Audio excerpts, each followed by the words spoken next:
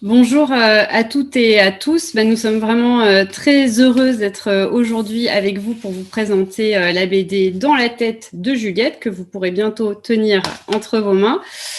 Donc cette BD, elle est éditée par le CLIMI Réseau Canopé. Donc pour celles et ceux qui ne nous connaissent pas, le CLIMI, c'est le Centre pour l'éducation média à l'information. On organise notamment la semaine de la presse et des médias à l'école tous les ans en mars. Alors, quelques mots très rapidement sur le contexte. Cette BD, elle s'inscrit dans un univers qui s'appelle La famille tout écran, qui part d'une conviction que sur l'enjeu citoyen de l'éducation média à l'information, il est absolument nécessaire de sensibiliser et d'accompagner les familles. Donc, depuis 3 ans, nous proposons des ressources pour les familles. Dans l'univers famille tout écran, il y a un guide, il y a une série télé que vous pouvez voir sur notre site internet et qu'on va vous diffuser un petit épisode dans 1 minute, mais aussi des activités en ligne pour les familles. Donc, il y a 3 ans, avec Kim Consigny, qui est illustratrice et autrice jeunesse, on a imaginé cette famille pour mettre en scène les problématiques que peut poser l'usage du numérique au quotidien. Donc, cette famille, elle est loin d'être parfaite, elle n'est vraiment pas idéale. Les parents ne sont pas des modèles parce que notre démarche, c'est vraiment pas de faire la morale, de dire ce qui est bien ou pas, mais bien de donner des conseils en recensant un certain nombre d'expertises pour trouver des repères. Donc, dans la famille tout écran, il y a 3 enfants. Il y a Juliette qui a 16 ans et qu'on va découvrir aujourd'hui, Théo 8 ans et Mélina 3 ans. Et donc, je vous propose tout de suite de découvrir Juliette en chair et en os à travers un épisode de la famille tout écran.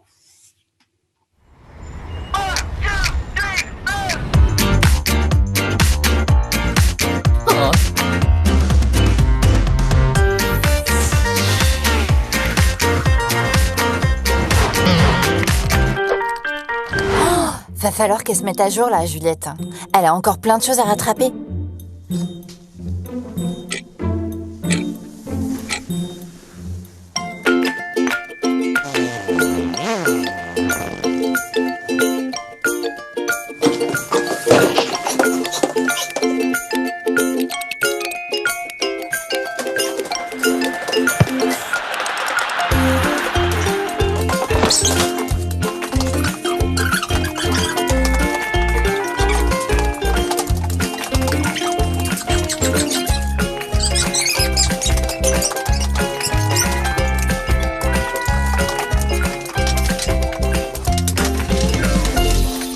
Moi j'adore mon petit rituel du matin.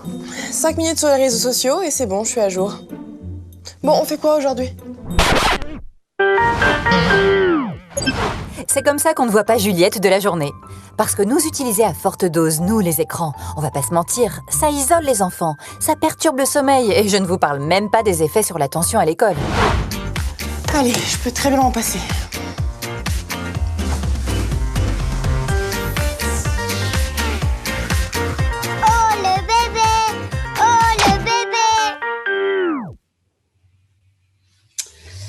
Donc voilà, Juliette qui va s'animer maintenant dans les moments qui vont suivre, mais plutôt sous le format d'une BD. Alors pourquoi une BD ? Parce qu'on a voulu s'adresser en priorité aux préados et aux ados avec une histoire qui leur ressemble et dont on va vous parler, avec cet objectif de les aider à questionner leur usage du smartphone et à développer surtout leur esprit critique.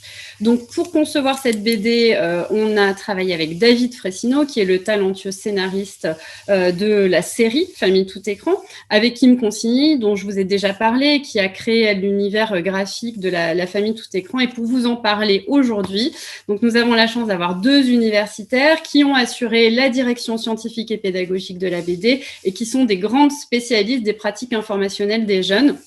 Donc, nous avons Anne Cordier, enseignante chercheuse en sciences de l'information et de la communication rattachée à l'Université de Rouen. Anne a réalisé de nombreuses enquêtes de terrain. Elle a notamment publié l'ouvrage Grandir connecté. Et je vous recommande l'écoute du podcast Le Code a changé, où elle a été interviewée très récemment par Xavier Delaporte sur France Inter et qui est vraiment passionnant. Isabelle Ferroc-Dumès, qui est directrice scientifique et pédagogique du CLEMI, maîtresse de conférences à l'Université de Poitiers et rattachée au laboratoire Techné, qui a publié également beaucoup de travaux sur les pratiques médiatiques, informationnelles et communicatives des jeunes. Voilà, donc maintenant nous avons 3 quarts d'heure ensemble. On vous laissera le dernier quart d'heure pour poser toutes vos questions. J'en profite juste avant de commencer pour remercier Natia Dahl, chargée de communication au CLEMI, qui a préparé tous les visuels de cette intervention et également les techniciens du Salon du Livre Jeunesse qui vont nous aider aussi à animer le chat et sélectionner vos questions. Allez, c'est parti. On va donc discuter dans la tête de Juliette et dans la vie de nos ados connectés. Donc, pour commencer, on va expliquer le dispositif narratif. Isabelle, si tu veux bien commencer, nous expliquer le choix de Juliette et de ce personnage d'adolescente connectée. Alors, bonjour à toutes et à tous.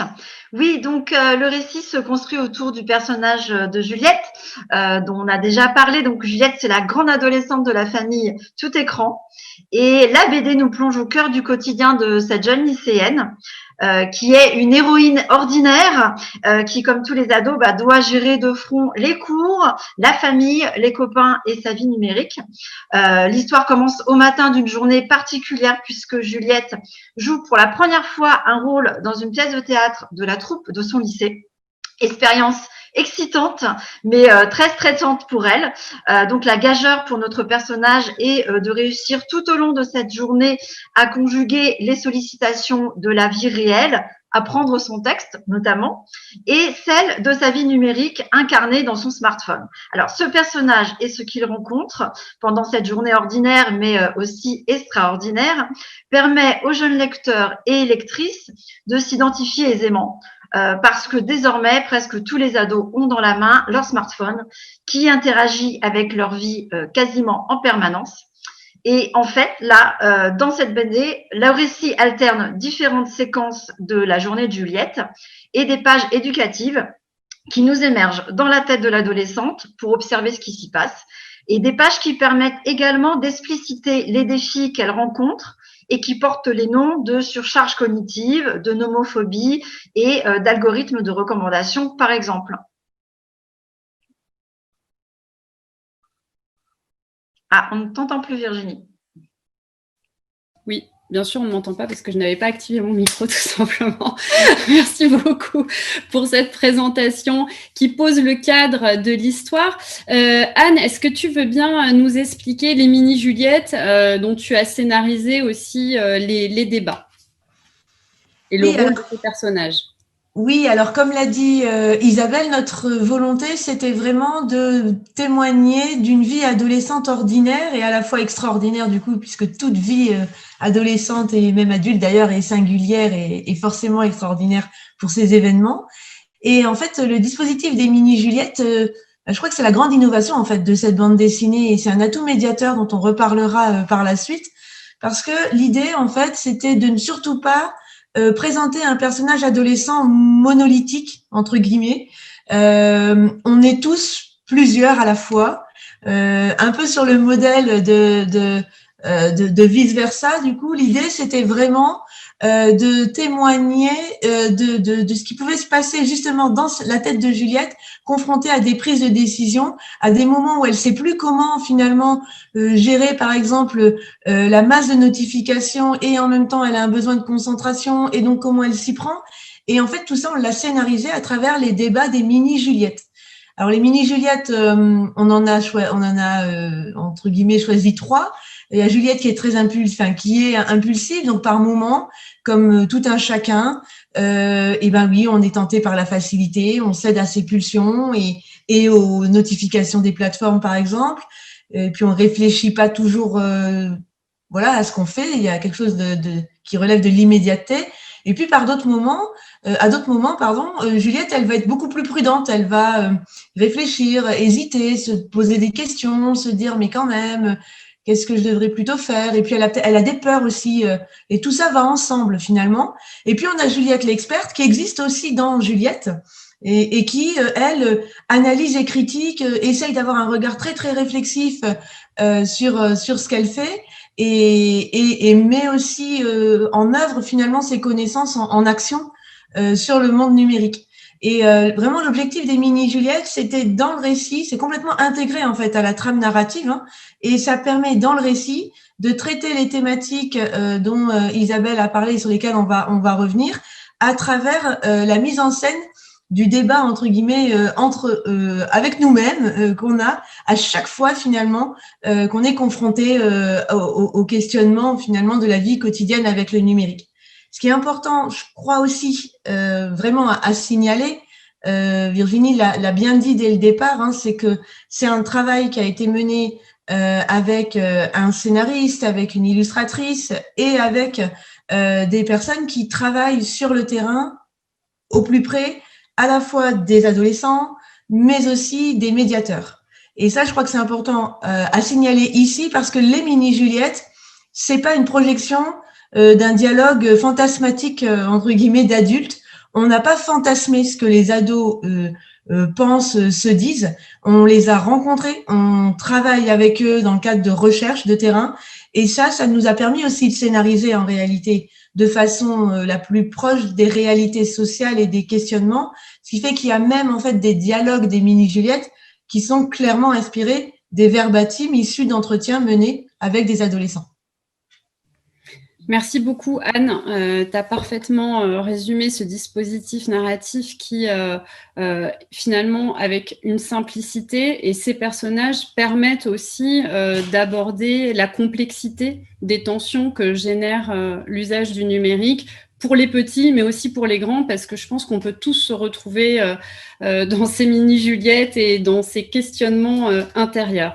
Alors, on peut maintenant aborder les thèmes qui traversent la BD, puisque cette BD, elle, comme Isabelle l'a expliqué, évidemment, c'est une journée très particulière pour Juliette, mais c'est aussi l'occasion de nous arrêter avec les mini-Juliette sur des fondamentaux, des notions qu'on a voulu vraiment expliciter. Donc, on peut peut-être commencer, Isabelle, par la question de la surcharge cognitive, qui est le premier thème abordé dans la BD.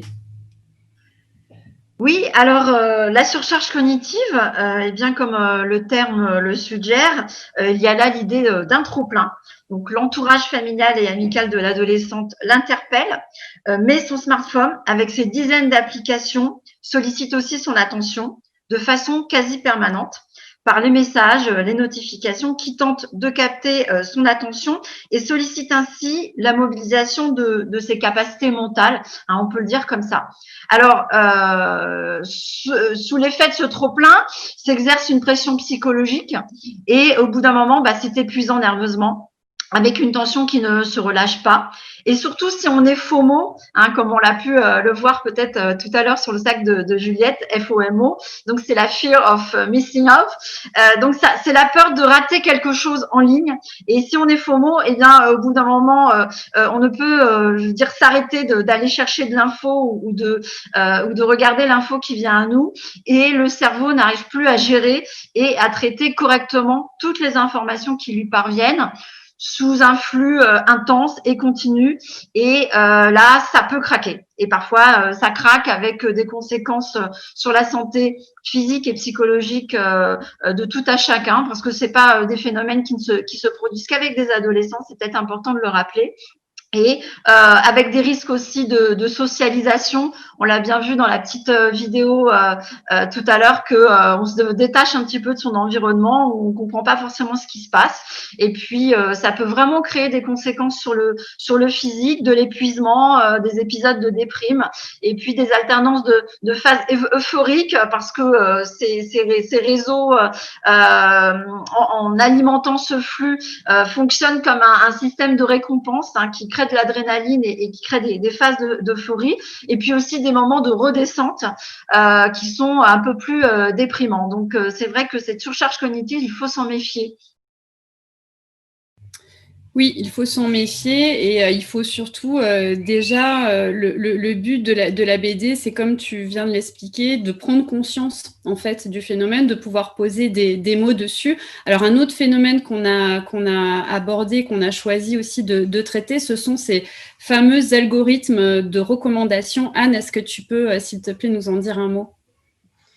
Oui, alors la question des algorithmes de recommandation, elle nous a paru fondamentale à aborder. Alors d'abord parce que, comme disait Isabelle, il y a cette question de la surcharge cognitive et en fait les algorithmes de recommandation contribuent aussi à cette surcharge cognitive. Tout est lié puisque à partir du moment où la recommandation entre guillemets me semble pertinente, elle m'attrape, me capte. C'est l'économie aussi de l'attention en fait. Et du coup, forcément, il y a surcharge. Enfin voilà, tout est lié. Et puis, ça nous a paru très important parce que il y a des notions fondamentales autour des algorithmes de recommandation que les jeunes adolescents qu'on rencontre aussi abordent avec nous lors des entretiens. Ils sont toujours très étonnés. Alors, c'est très paradoxal. À la fois, ils disent qu'ils savent qu'il y a des traces, qu'on recueille des données, voilà. Mais en fait, ça leur paraît très obscur et ils sont pas forcément en mesure d'expliquer le processus qui conduit en fait au recueil des traces et des données, avec aussi parfois un discours qui relève un peu d'une forme de fatalisme. Bon, ben c'est comme ça et moi je peux rien faire puisque c'est le pouvoir de la plateforme. Et en abordant la question des algorithmes de recommandation, notre objectif, il est double. Il est à la fois de donner des clés de compréhension de ce processus de captation, la question de la bulle de filtre aussi, qui évidemment est fondamentale. Et puis, en même temps, on a un objectif qui est de donner des clés d'action et de montrer on a tous un pouvoir d'agir finalement aussi sur les mondes algorithmiques que l'on nous propose, entre guillemets, proposer, et en tout cas une capacité à la fois réflexive et de choix. Notamment Juliette, et là je reviens encore au débat des mini-Juliettes, mais dans les mini-Juliettes, justement, il y a une mini-Juliette qui à un moment se dit mais moi, il n'est pas question en fait qu'on puisse comme ça disposer de mes données sans que j'ai mon mot à dire. Et en fait, là, pour nous, c'est aussi l'occasion d'aborder quelque chose qui est très important et qui paraît un petit peu nébuleux pour le moment, qui est en fait le RGPD, donc le Règlement général de protection des données, qu'on explique avec des mots évidemment simples, et puis de manière à ce qu'après on puisse s'appuyer en fait juste sur la notion dite pour qu'elle puisse être abordée dans un cadre de discussion plus élaboré. Mais c'était important d'aborder cette question-là tout de suite parce que le RGPD symbolise quelque part aussi le pouvoir d'action des individus dans un monde numérique qu'ils peuvent finalement choisir et maîtriser aussi en partie. Donc, c'était vraiment l'objectif de responsabiliser aussi l'adolescent, non pas parce qu'il n'est pas responsable, mais parce qu'il ne se sent pas le pouvoir d'être responsable. Oui, et c'est sur ce pouvoir d'agir et pouvoir aussi de devenir un citoyen éclairé, ce qui est finalement un des rôles de l'éducation média à l'information et qui nous conduit vers le troisième thème, c'est-à-dire un peu le cœur du réacteur, si je puis dire, de l'EMI, c'est-à-dire cette capacité à évaluer l'information, comment on apprend à s'informer. Isabelle, est-ce que tu peux nous éclairer sur cette partie-là? Oui, alors dans le scénario de la bande dessinée, on voit que l'information vient à Juliette via son téléphone essentiellement et par la communication avec les copains et une connexion à Internet. Mais les messages qui viennent à elle, sont-ils des infos? De vraies infos fiables, correctement sourcées et vérifiées. Alors, c'est vrai que les adolescents, on le voit, on le perçoit dans les entretiens qu'on mène, voilà, Anne de son côté et du mien, s'informent assez massivement à partir des réseaux sociaux et d'autres sources aussi sur Internet, mais pas que. Il faut le garder en tête. Et c'est vrai qu'ils ont acquis, je dirais, une aisance pour naviguer entre différents types de sources et finalement vont être en contact avec des communications qui ne sont pas forcément de l'information. Alors, il nous semble important, à travers cette bande dessinée, d'insister sur cette capacité que les adolescents doivent développer, d'identifier d'où vient l'info qui l'a produit et surtout de quelle manière, d'une façon qualitative, pour être capable d'évaluer la valeur de l'info. Et la valeur de l'info, ce n'est pas seulement le nombre de vues ou de partages, mais c'est son aspect véridique et puis le traitement aussi qui va être fait de cette information, surtout pour déjouer les infox, ces fameuses fake news, ces fausses nouvelles qui ressemblent à s'y méprendre aux informations diffusées par les médias, par les grands médias. Et donc, ces infox qui sont fabriqués souvent par des faux experts ou par de vrais manipulateurs à des fins de profit.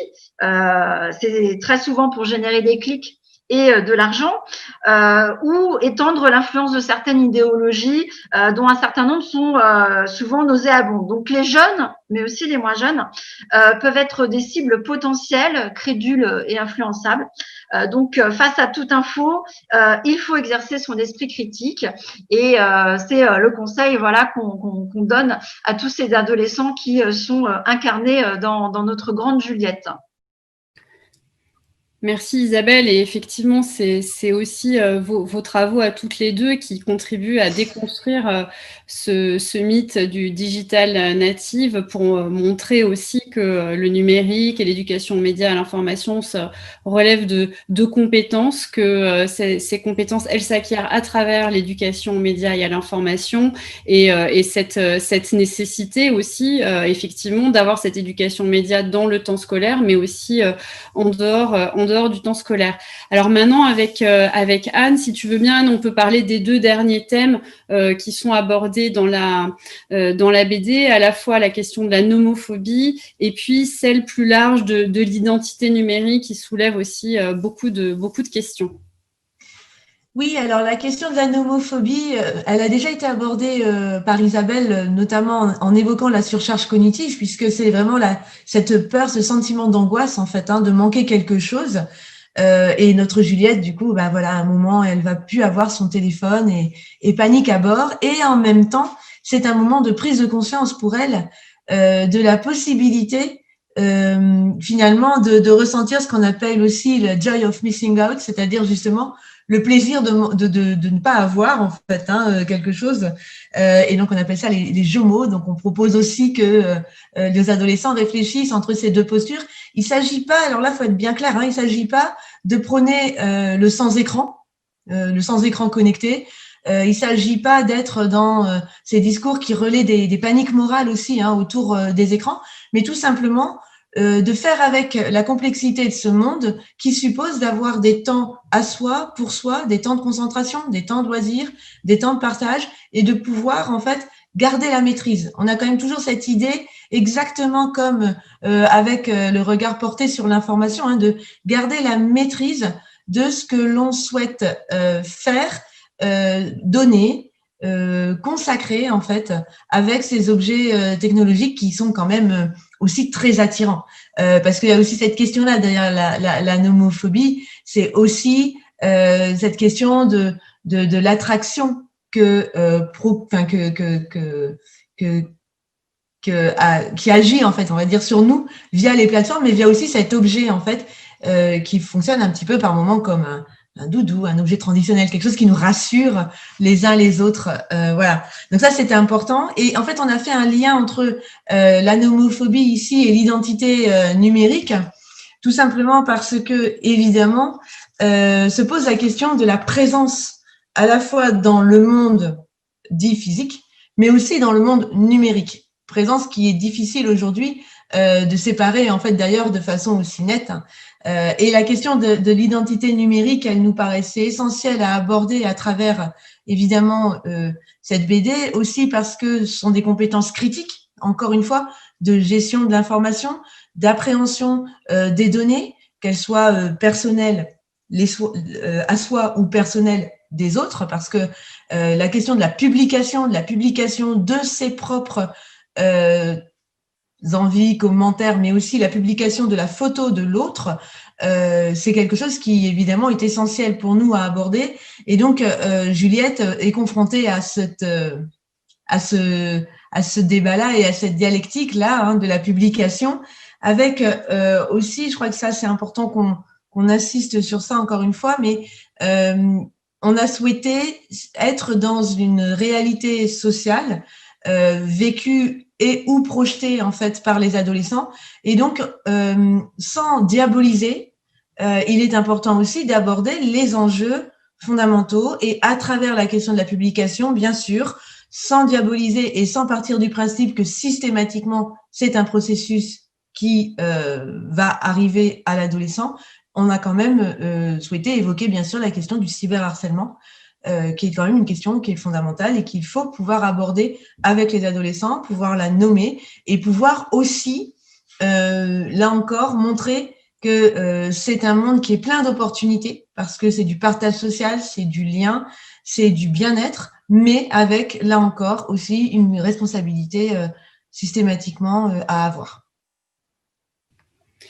Merci beaucoup à toutes les deux. On a traversé donc tous les thèmes qui parcourent la BD. J'espère que voilà, vous avez bien cerné, saisi l'esprit de cette BD qui est à la fois de montrer les points de tension, de donner des clés pour les dénouer à travers un questionnement qui vise vraiment à rendre l'adolescent, mais aussi n'importe quelle lectrice et lecteur en mesure de se poser des questions pour répondre et dénouer ces tensions, de montrer que l'usage du numérique, c'est énormément de plaisir, de lien, de sociabilité, de découverte, d'apprentissage, mais aussi un certain nombre de risques et de dangers, et qu'on n'a pas vocation à avoir une approche manichéenne de cette question, mais vraiment la plus complexe, la plus nuancée, et comme le disait Anne, la plus près aussi des pratiques réelles des jeunes qui sont souvent bien plus riches et diversifiées que ce qu'on a tendance à le croire. Alors, pour finir cette intervention, on a bien sûr l'idée avec cette BD de la proposer comme un objet de médiation, puisque autour de cette lecture, la BD sera diffusée évidemment à travers nos réseaux d'enseignants, mais aussi les bibliothèques, médiathèques, avec nos partenaires que sont la Ligue de l'enseignement, les CMEA, la CNAF aussi, dans les centres sociaux. Donc, elle va être dans une diversité de lieux, d'espaces et donc, Isabelle et Anne ont conçu des ressources pour accompagner tous les médiateurs, tous les éducateurs qui voudraient s'en saisir pour aussi prolonger l'expérience de la lecture. Donc, Anne, est-ce que tu peux nous dire un mot aussi sur cet enjeu de formation ? Oui, parce que on a souhaité en fait découper entre guillemets ce dossier d'accompagnement en deux parties, se former et éduquer. Se former parce que on sait qu'une des grandes peurs entre guillemets exprimées par les médiateurs, que ce soit d'ailleurs des médiateurs numériques, par exemple des médiateurs de l'information ou des enseignants et les parents, on sait que les grandes peurs sont aussi liées au fait d'avoir parfois un sentiment de ne pas comprendre toutes les notions et parfois même la peur de ne pas pouvoir aborder de façon sereine et renseignée entre guillemets les points essentiels que les adolescents en fait vivent dans leur quotidien. Donc c'était vraiment le but de cette rubrique se former, qui se veut absolument pas dogmatique, hein, mais juste permettre de refaire avec des ressources qui sont extrêmement courtes, volontairement hein, et abordables, de refaire un petit point sur des définitions, sur des enjeux. Et je voudrais juste signaler que ces ressources se former, elles peuvent en fait aussi être un peu mises en miroir parce que on a aussi signalé des vidéos avec des petits extraits d'entretien avec notamment des chercheurs aussi. Et en fait, on pourrait tout à fait les utiliser aussi avec des élèves ou alors dans des cafés parents, par exemple, qui se font pour pouvoir justement ensemble voir d'abord qu'il y a des vrais chercheurs en sciences sociales vivants qui vont sur le terrain et qui travaillent sur ces questions-là et qui apportent des réponses, qu'on n'est pas sur de la recherche hors sol, mais en plus, ça permet là aussi de faire réagir les médiateurs et de leur permettre de se former aussi entre eux par le biais de cet outil de médiation. Merci beaucoup, Anne. Donc, comme tu l'as très bien dit, donc des ressources pour se former, pour s'informer, pour apprendre, pour découvrir et pour aussi faire le point, et aussi des ressources donc pour l'action pédagogique, puisqu'on propose aussi dans ce dossier des activités très, très concrètes. Isabelle, est-ce que tu pourrais nous donner un ou deux exemples d'activités ?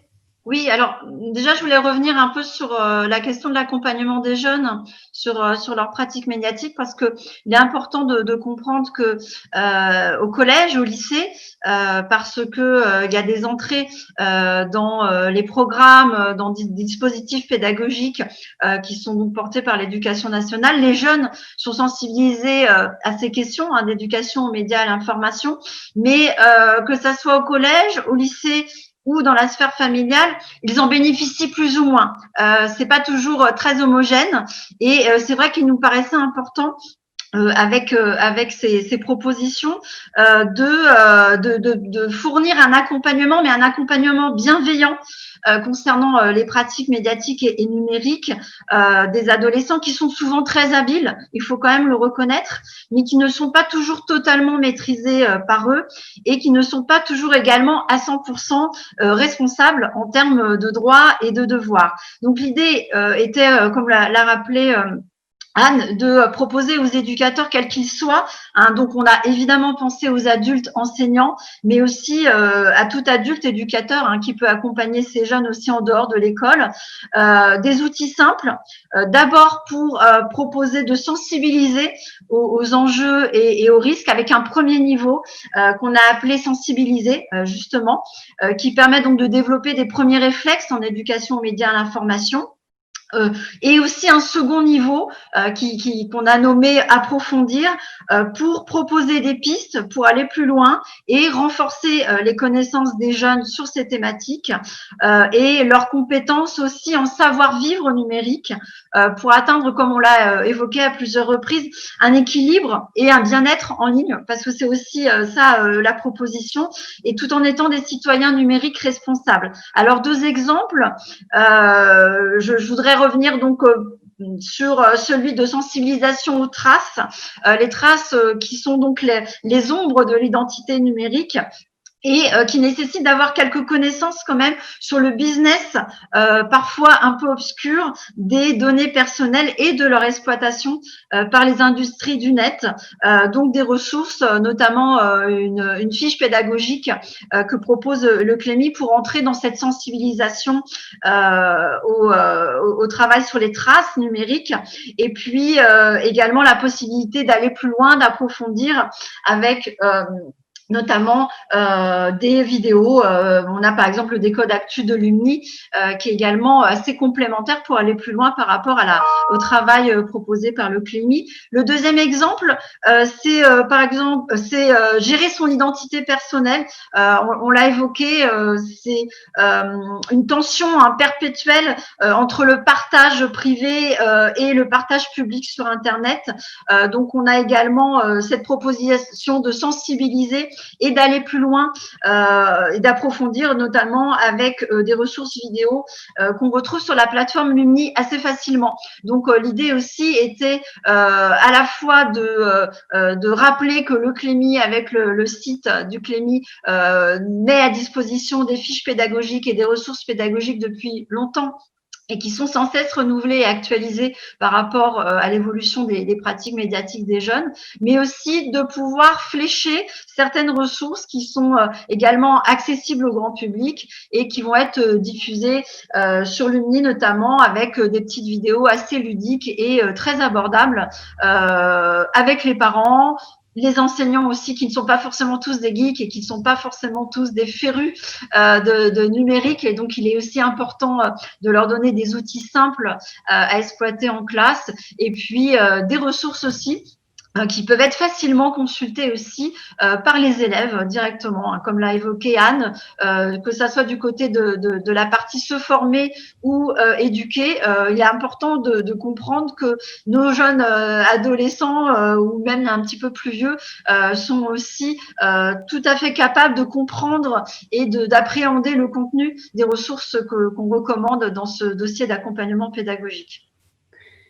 Merci. Merci beaucoup infiniment à toutes les deux. On a quasiment tenu le timing, ce qui est un exploit. Il nous reste 10 minutes pour échanger. En tout cas, merci encore. On a des retours très positifs sur vos interventions passionnantes. Donc, je prends connaissance des commentaires et vraiment merci à tous ceux qui ont commenté voilà, de manière positive et à ceux qui ne le penseraient pas de ne pas avoir commenté. Donc, ça fait toujours plaisir en tout cas et merci encore à Anne et Isabelle voilà, pour vos interventions passionnantes, très riches, concises, complètes et vraiment très concrètes aussi. Alors, je vais répondre aux questions qui concernent le côté pratico-pratique sur le format papier, oui, que j'ai la chance de tenir entre mes mains. Oui, il sera disponible en format papier. On va envoyer à nos coordonnateurs académiques du CLEMI, donc vous pouvez soit les solliciter, soit nous solliciter. Dès que les conditions sanitaires le permettront, on va envoyer les BD en format papier. Donc, comme je l'ai dit tout à l'heure, ça sera aussi dans les réseaux des bibliothèques et médiathèques et également dans les centres sociaux de la CNAF et avec nos partenaires de la Ligue de l'enseignement et des CMEA. Donc voilà, mais n'hésitez pas à nous solliciter aussi directement au CLEMI national et selon la situation dans laquelle vous êtes, on vous dira quel est le meilleur moyen pour vous procurer cette version papier qui existe et qui est super belle, en toute objectivité. Donc je pense avoir répondu aux questions sur... Oui, Virginie, vous avez parfaitement répondu. Je me dis juste qu'on peut peut-être laisser votre contact, le CLEMI, qui contacter pour se procurer la BD. Est-ce qu'il y a une adresse mail, un site internet? Vous pouvez adresser votre demande à contact@clemi.fr. Qui vous répondra. Vous allez tout simplement sur le site du CLEMI et vous verrez toutes les informations à votre disposition. Voilà,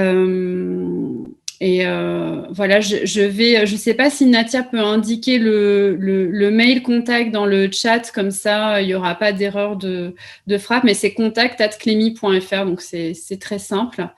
Et Anne et Isabelle ont été tellement, je dirais, parfaites que nous n'avons aucun commentaire à part des éloges sur vos interventions. Donc, je ne sais pas si vous avez peut-être, Anne ou Isabelle, des ajouts, parce que je pense qu'on partage collectivement la frustration de ne pas être ensemble et avec vous pour prolonger ces échanges après dans la vraie vie, j'allais dire, même si le numérique, c'est aussi la vraie vie, on ne cesse de le répéter, mais peut-être vous laisser Anne et Isabelle un petit mot de la fin pour conclure. Moi, je voulais juste dire un mot. Si on n'a pas encore le format papier dans les mains, parce que c'est un bel objet, hein, on aime les livres, je crois que c'est important de voir qu'il est quand même possible de le télécharger en numérique et que ça peut être un support très utile pour qu'on soit éducateur, enseignant, pour récupérer des pages, les projeter, faire un support pour un débat, découvrir ensemble une page et puis voir comment dans les dialogues et les illustrations certaines thématiques apparaissent. Donc voilà, en attendant d'avoir le format dans les mains, c'est très utile de l'avoir en numérique pour pouvoir fabriquer, et on sait très bien que les enseignants font ça tout le temps, leur matériel pédagogique. Et puis, en attendant de l'avoir, c'est vrai que c'est quand même simple de l'imprimer et de pouvoir travailler quand même sur ces planches en attendant de pouvoir posséder l'objet précieux qui sera en effet beaucoup plus agréable à découvrir sous format livre. Mais le numérique peut être utile. Voilà. Le numérique avec tout le dossier pédagogique, je le rappelle, qu'on peut trouver sur le site. Dossier pédagogique qui a été conçu dans une optique évolutive et collaborative. Donc, on va aussi enrichir au fur et à mesure. Donc, vraiment, je vous invite à aller sur le site, comme le dit Isabelle, pour déjà vous familiariser et découvrir l'univers de Juliette. Anne, tu veux peut-être dire le mot de la fin? Lourde charge? Oula, lourde charge, oui. Alors, je suis en train de répondre en même temps à plusieurs personnes, donc j'ai fait ce que j'ai pu pour répondre en même temps sur le chat. Multitâche. Voilà, bah ouais, il n'y a pas que les ados. Le mot de la fin, je crois que c'est juste vous dire que on a eu beaucoup de plaisir en fait à réaliser cette bande dessinée, à réaliser tout le travail en fait d'accompagnement pédagogique, et que maintenant en fait, oui, on vous laisse la main et que on ne doute pas aussi. On espère en tout cas que ce qu'on vous propose vraiment, n'est pas dogmatique, et que vraiment chacun peut s'en emparer avec la singularité de ses publics, de ses envies, de ses contraintes aussi, et avec toute la créativité en fait qui est celle de tous les médiateurs quels qu'ils soient. Et donc on espère tout simplement que vous aurez autant de plaisir à discuter et à partager les aventures de Juliette avec les adolescents ou les médiateurs, qu'on a eu, nous, du plaisir à faire vivre Juliette encore un peu plus dans cet univers de bande dessinée. Merci beaucoup. C'est vrai que c'était Anne, je rebondis sur ton mot de la fin pour vous remercier encore toutes les deux pour votre implication, et puis rappeler effectivement ce que tu disais, tout le plaisir qu'on a eu à travailler ensemble et qui, je pense, a porté ses fruits dans ce résultat. Donc merci encore à toutes les deux pour vos interventions très riches et très passionnantes. Et rendez-vous sur le site du Clémy et bientôt en vrai, donc avec la version papier très prochainement disponible.